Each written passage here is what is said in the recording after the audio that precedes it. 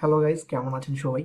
আজকের এই লেসনটিতে আমরা দেখব অডিও এবং ভিডিও ফাইল নিয়ে কিভাবে আমরা কাজ করব। সো আমাদের ওয়েব ব্রাউজারে আমরা কিভাবে অডিও ফাইল শো করতে পারি, কিভাবে ভিডিও ফাইল শো করতে পারি এই জিনিসটি। সো আমি কোডে চলে যাচ্ছি। সো আমাদের অডিও ফাইল শো করার জন্য আমাদের অডিও নামে একটি ট্যাগ রয়েছে। এই অডিও ট্যাগের মধ্যে আমরা সোর্স ট্যাগের মাধ্যমে আমাদের ফাইলটাকে এখানে অ্যাড করতে পারবো। সো সোর্সের মধ্যে আমি এসআরসি অ্যাট্রিবিউট দিয়ে আমি আমার যে অডিও ফাইলের যেই ফাইল পাথ বা ডিরেক্টরি পাথ ওইটা এখানে দিব।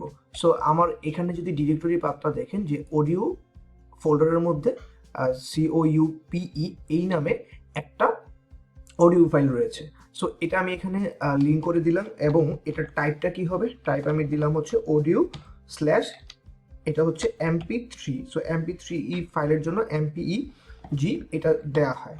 সো এইটা দেওয়ার পরে আমি যদি আমার ব্রাউজারে একটু লোড করি, আমরা দেখবো কোনো কিছুই আসেনি। কেন আসেনি? কজ আমাদের এই অডিও ফাইলের মধ্যে কন্ট্রোলস নামে একটা অ্যাট্রিবিউট আছে। এই কন্ট্রোলস অ্যাট্রিবিউট দেওয়ার পরে আমরা অডিও ফাইলটাকে কন্ট্রোল করতে পারবো। সি সো এখানে এখন আমরা দেখতে পাচ্ছি আমাদের অডিও ফাইলটি চলে এসেছে। সো এই অডিও ফাইলটিকে এখন আমরা কি করব, এখানে আমি প্লে করলে আপনারা শুনতে পারবেন। সো আমি এটাকে হচ্ছে কন্ট্রোল করতে পারছি, টেনে দিতে পারছি এবং হচ্ছে মিউট করতে পারছি। চাইলে হচ্ছে আমি এখান থেকে ডাউনলোড করতে পারবো। সো পজ করে দিলাম। সো এই যে অডিওর কন্ট্রোল, এই কন্ট্রোলটা আসছে কোথা থেকে? এই কন্ট্রোলস ফাইল অ্যাট্রিবিউটটি দেওয়ার কারণে, রাইট? সো তারপরে হচ্ছে আমরা যেই জিনিসটা ইউজ করব, এটা হচ্ছে আরেকটা অ্যাট্রিবিউট হচ্ছে লুপ। লুপ হলে কি হবে, ফাইলটা আপনি যখন প্লে করবেন শেষ হওয়ার পরে এটা আবার শুরু হবে। মানে একটা ফাইল একবার শেষ হওয়ার পরে, কমপ্লিট হওয়ার পরে আবার প্লে হবে। সো এটা হচ্ছে লুপ। সো একদম সিমিলার ওয়েতে, সিমিলার সিনট্যাক্সে আমরা চাইলে হচ্ছে ভিডিও ফাইলও লোড করতে পারি।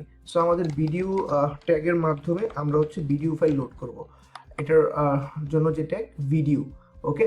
সো ভিডিওর মধ্যে আমি কন্ট্রোলস দিলাম, লুপ দিলাম এবং আমার ভিডিওটা আছে ভিডিও ফোল্ডারে, এই যে ভিডিওস ফোল্ডারে, এবং ফাইলের নাম হচ্ছে NewYork.mp4।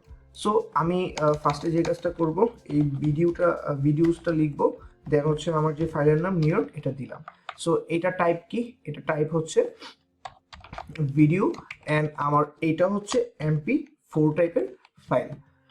সো এখন যদি আমি দেখি আমার ওয়েব ব্রাউজারে কি এসেছে, এই যে আমার ভিডিও ফাইলটা চলে এসেছে। এখন আমি প্লে করতে পারছি, আমি কন্ট্রোল করতে পারছি।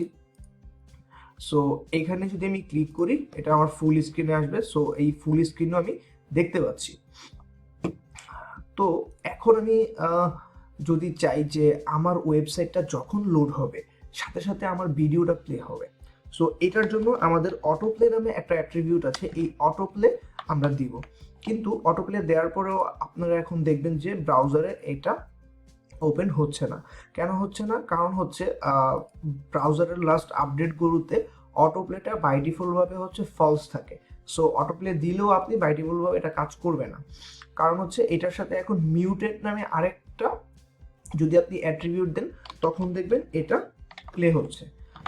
সো আমি এখন দেখি একটু রিফ্রেশ করে, এই যে এখন অটোমেটিকলি প্লে হয়ে গেছে। সো আমি এই জিনিসটা থেকে কি বুঝলাম, এখন আমাদের যে কোনো ভিডিও যদি আমরা অটো প্লে করতে চাই তাহলে আমাদের একটা কাজ করতে হবে, সেটা কি? অটো প্লের সাথে মিউটেড এই অ্যাট্রিবিউটটা আমাদের দিতে হবে, ঠিক আছে? সো এই হচ্ছে আমাদের অডিও এবং ভিডিও ফাইল আপনি কিভাবে নিয়ে কাজ করবেন।